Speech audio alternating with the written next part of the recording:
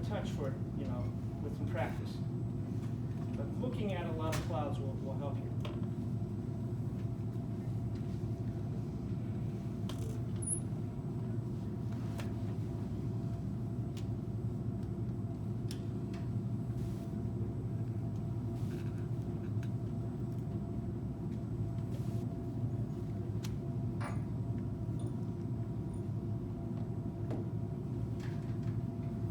So the initial clouds are going to go on, you know, pretty light like this.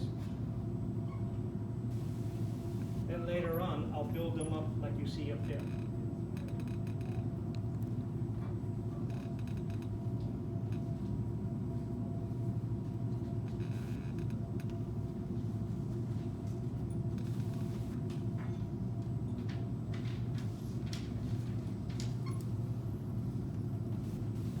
A little bit of that titanium color.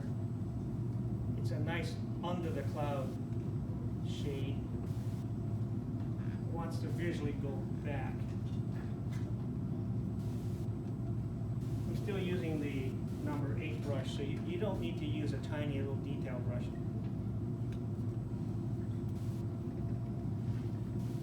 Now, if you're happy, say, with, you know, quite often you'll see in the sky, you know, these little jet trails. Just put a little simple line like that was still wet. So you get just something shooting across like that.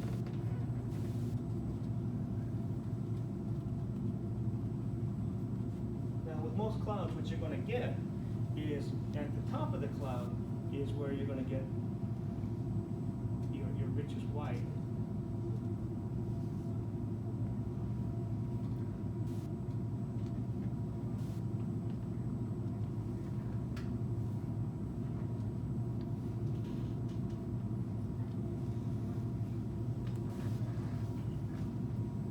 Just for starters. And there'll be other clouds. So you just let that set. Let this one set here. I'm going to try the same color. I want to see what happens on that. Painting.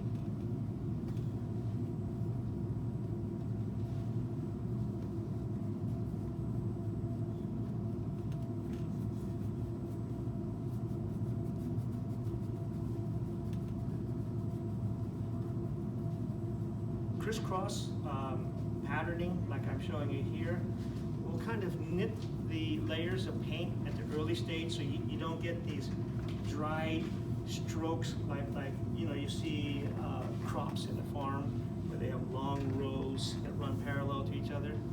This way, you know, you don't develop any particular brush stroke that when the light hits it from above at an angle, you can see the direction of the strokes. By making like this little X configuration, you eliminate that.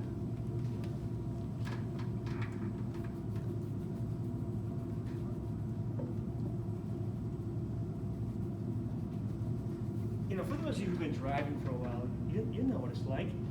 You've been driving, it's pretty automatic, especially if it's your own car. You don't have to think about it too much. Painting's the same kind of way, in my opinion.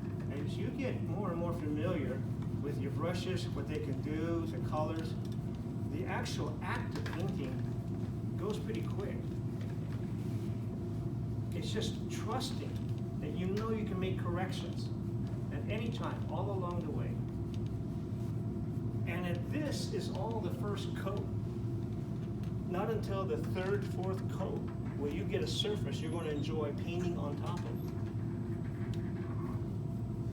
So, you know, don't be alarmed or too frustrated if the first couple of coats they're just not there. That's normal.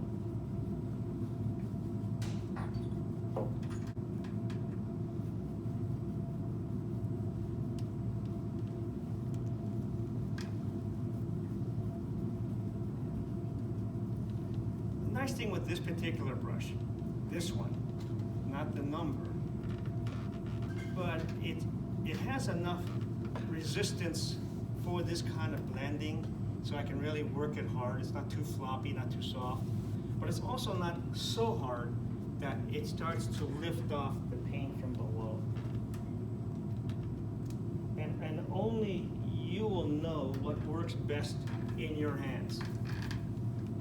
Now, so that's why the size of the brush may be a good thing to know, to ask somebody what size brush is that, or is that a filbert, or is that a straight, a bright, a round. But as far as the texture of it, that's purely up to you. And you can see this is happening because the paint is coming back to life. It wasn't completely.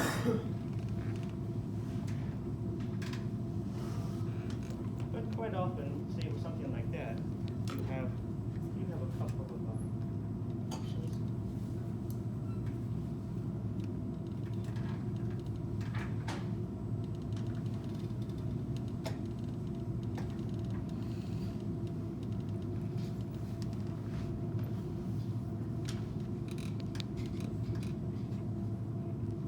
I've chosen some of those areas which were lifting off, and there's going to be clouds.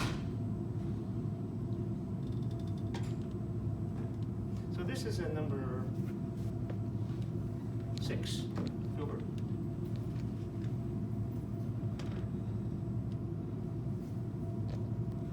And having this dark color come through is already giving me my nice underbelly color of the cloud.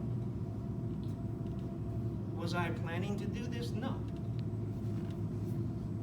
So as you move along, as my former colleague in painting used to say, what did he say? There are no mistakes. There are just, what, happy discoveries or something? Bob Ross. Some of my students are trying to get together to create a simple GoFundMe and buy me a Bob Ross action doll. I saw one at Target. I almost bought it for myself.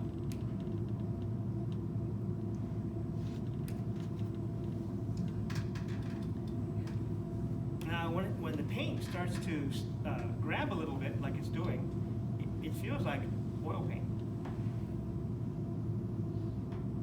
And then so I painted as if it was oil paint accordingly. So you're thinking of balance. You got a cloud here, it's going to be this, it's moving that way, it's got this diagonal, all your weight's over here. You need something to counter it over here. Again, remember we're talking about the rule of thirds here, and it'd be kind of nice to have something not dead center, something off this way perhaps, not lined up with that edge, but maybe something like right in here. So there's a little bit of paint left on here. Just kind of wiggle in something that you can change. George, but we already have a big cloud there, so I kind of put a lot of weight on one side of the painting. Just take a brush like this and then block in the overall shape of where the trees are going to be.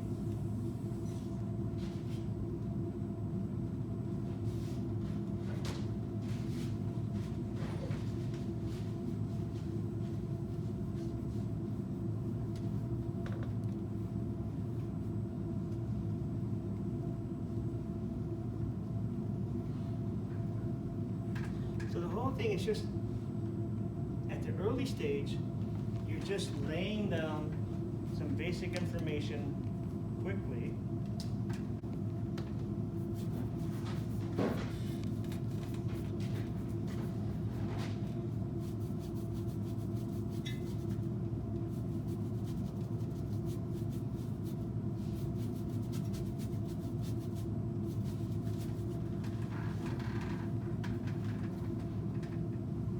Trying to give you a feel of these two blues and a combination of some kind of like neutralizers, the white or the parchment color.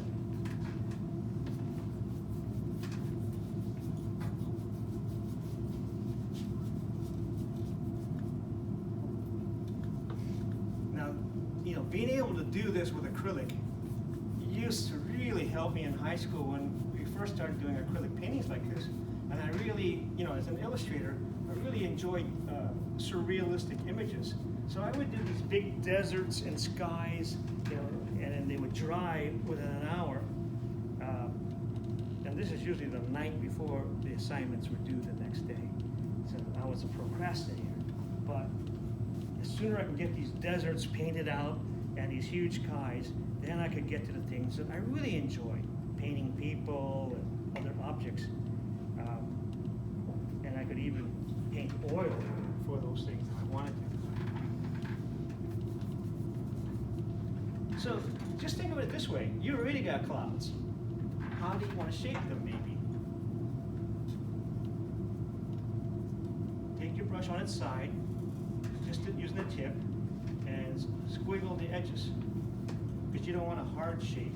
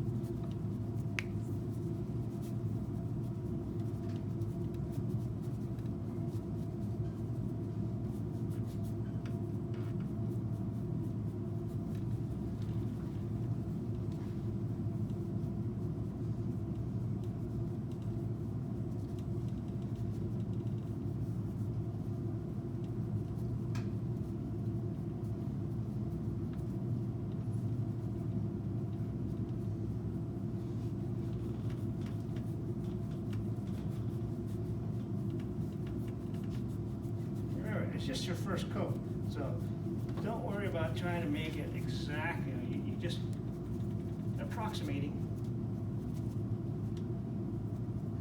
When I do the scumbling, I'm using all sides of the brush, even the side to the back of it. What I'm trying to do is soften the edges of the cloud, so I don't want a crisp line. I want it to look like the clouds are just slowly dissipating, breaking up. Yeah. So these are going to have darker undersides to them.